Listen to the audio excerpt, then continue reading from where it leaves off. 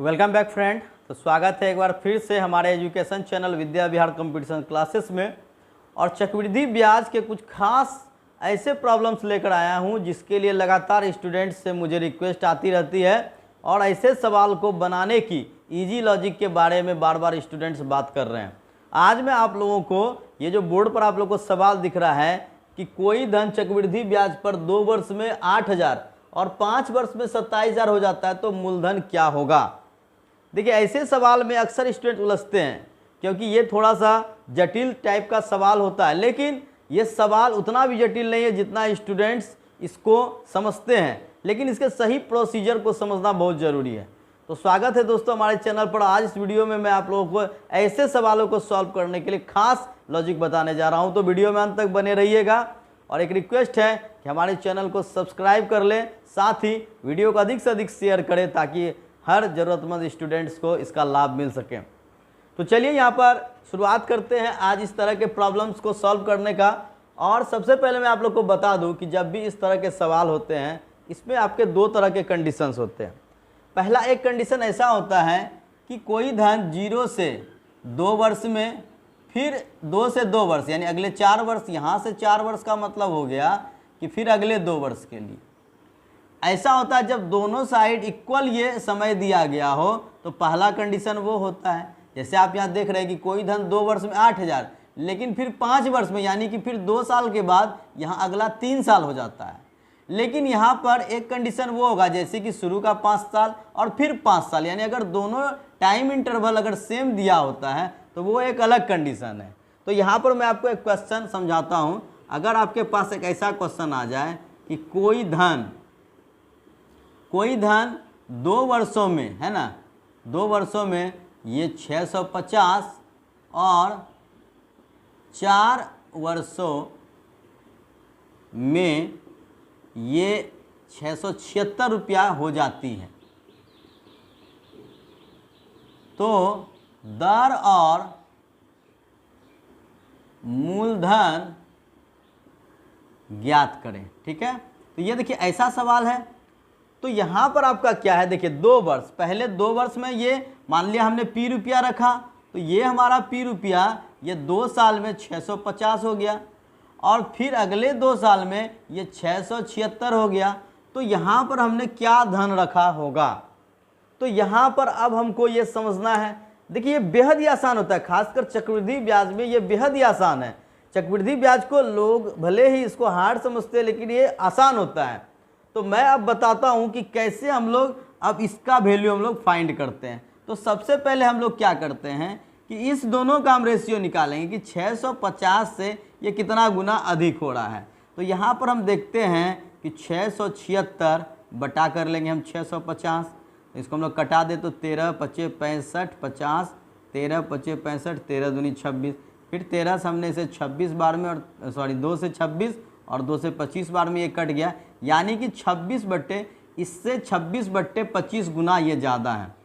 तो इसका मतलब ये जो P था P का भी 26 बट्टे 25 गुना इतना हुआ होगा। यानी कि अगर हम लोग धन को P माने हैं तो P का जो 26 बट्टे 25 गुना है वो आपका 650 हो गया।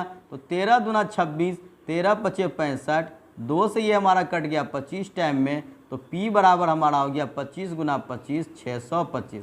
यानी कि देखिए हमारा ये जो मूलधन है वो हमारा निकल कर आ गया 625 रुपया। कितना आसान है, अब आप लोग इसको समझ गए होंगे। लेकिन पहला ये कंडीशन था यहाँ पर कि जब आपका सवाल था दोनों साइड जब आपके टाइम इंटरवल इक्वल थे, लेकिन जब टाइम इंटरवल अलग अलग होगा तो हम लोग उसको कैसे सॉल्व करेंगे वो भी हम लोगों को समझना है। अब यहाँ पर अगर आपसे सवाल ये हो जाए कि दर की बात हो रही, मूलधन तो हमने निकाल दिया, अब रेट क्या है ये भी तो निकालना पड़ेगा। तो रेट के लिए हम लोग क्या करते हैं कि ये जो 26 बटा 25 है यानी कि 25 रुपया आपका कितना हो जाता है, 26 हो जाता है। तो कितने रुपए का ग्रोथ हुआ, 1। तो 1 बटा पहले का धन क्या है 25, तो 1 बटा 25 का मतलब हो गया 4%। इसका मतलब हो गया कि जो आपका ब्याज का दर है वो 4% है। आई बात समझ में। इस तरह से हम लोग दर भी आसानी से निकाल लेंगे, मूलधन भी आसानी से निकाल लेंगे। ठीक है, चलिए ये तो आप लोग समझ गए हैं। एक और प्रॉब्लम मैं यहाँ पर लेकर आप लोगों को समझा देता हूँ। एक और प्रॉब्लम हम लोग लेते हैं जिसमें कि टाइम इंटरवल बराबर हो। आइए अगले प्रॉब्लम्स को हम लोग समझते हैं, और जो भी सॉल्यूशन है उसका स्क्रीनशॉट आप लोग जरूर ले लीजिए ताकि बाद में इसको समझने में आप लोग को काफ़ी सहूलियत हो। चलिए अगला सवाल आपका यहाँ पर मैं दे रहा हूँ कि कोई धन ये आपके 5 वर्षों में, ठीक है, ये 5 वर्षों में आपका यहाँ पर हो जाता है, सॉरी यहाँ पर हम लोग लेते हैं 10 वर्ष में कोई धन, ये 10 वर्ष में सवाल है हमारे पास एक कि ये 66,300 और फिर अगले 10 यानी 20 वर्ष में 99,450 हो जाता है। ये 20 वर्ष में यहाँ पर कितना हो जाता है, 99,450 हो जाता है। तो अब यहाँ पर सवाल है कि दर और मूलधन ज्ञात करना। तो सबसे पहले हमने क्या बताया आपको कि ये 10 वर्ष में अगले 10 साल में ये 99,450 हो गया, पहले 10 साल में ये 66,000 आपके 300 हो गया था। तो हमने P क्या रखा होगा, यानी कि ये 10 साल में 66,300 और फिर यहाँ से अगले 10 साल में ये 99,450 हो जाता है। तो पहले हम ये देखेंगे कि इससे ये कितना गुना ज़्यादा हुआ, यानी कि 99,450 बट्टे हम लोग कर लेंगे 66,300। तो हम लोग देखते हैं क्या आता है। तो हम लोग 0 0 यहाँ से कटा देते हैं, फिर हम इसको 5 से कटा लेते हैं। तो 5 एकम 5, 5 तिया 15, 1 5 दूनी 10, 3 5 6 के 1326 और इसको हम लोग 5 से कटा लेते हैं। तो 5 एकम 5 4 49, 5 नमा 45, 5 अट्ठे 40, 4 5 नमा 45, ये हमारा कट गया। और अब इसको हम 3 से कटा लेते हैं। तो 3 चौके यहाँ पर हमारा 12 हो जाता है और यहाँ पर हमारा 1, 3 चौके 12, 3 दूनी 6 और यहाँ फिर हम लोग 3 से कटा लेते हैं। तो ये हमारा हो जाएगा 3 6 के 18 और 1 3 6 के 18, 3 तिया 9। तो 221, ये 442 है हमारा।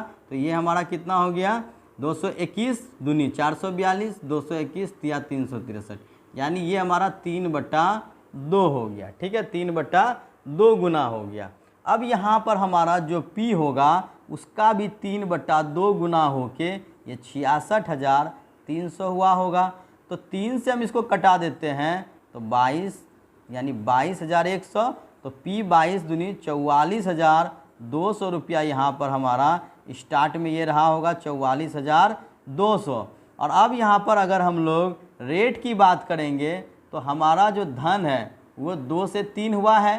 धन हमारा क्या हो गया, 2 से 3 हो गया, यानी कितना बढ़ा है, 1 बढ़ा। कितना था पहले, 2 था, 1/2 यानी कि 50% ये ब्याज की दर हो गई।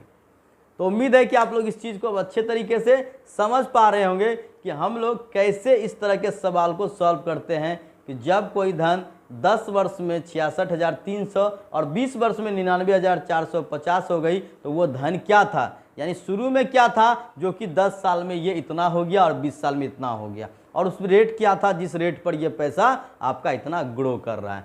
तो आप लोग इसको समझ गए होंगे।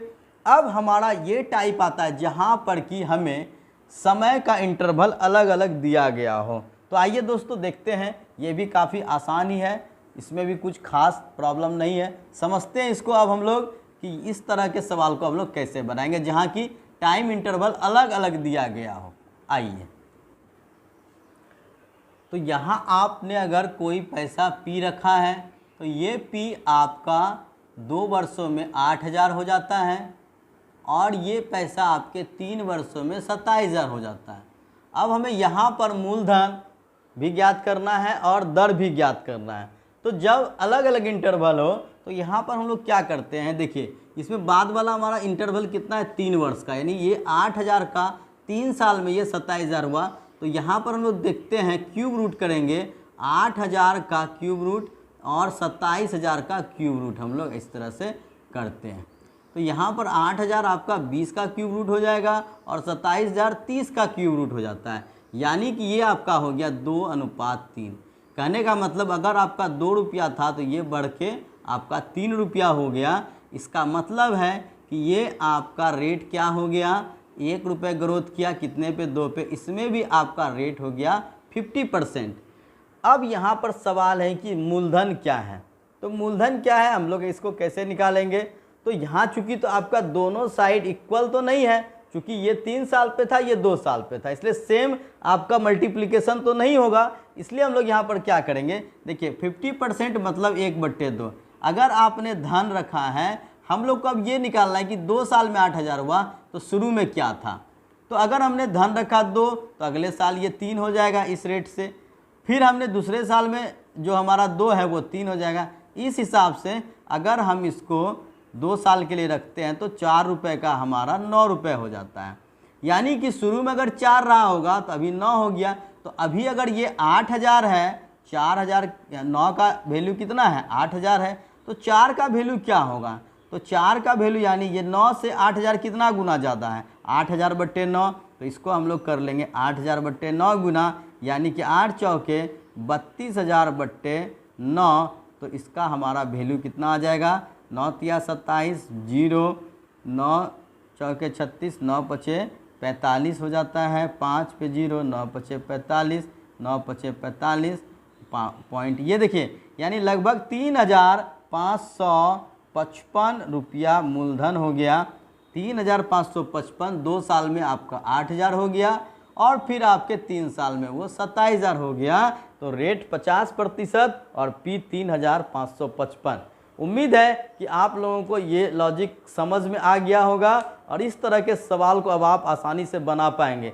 फिर भी कोई समस्या हो तो हमें ज़रूर कमेंट में लिखकर बतलाइए और हम आपको अगले वीडियो में ज़रूर समझाएंगे।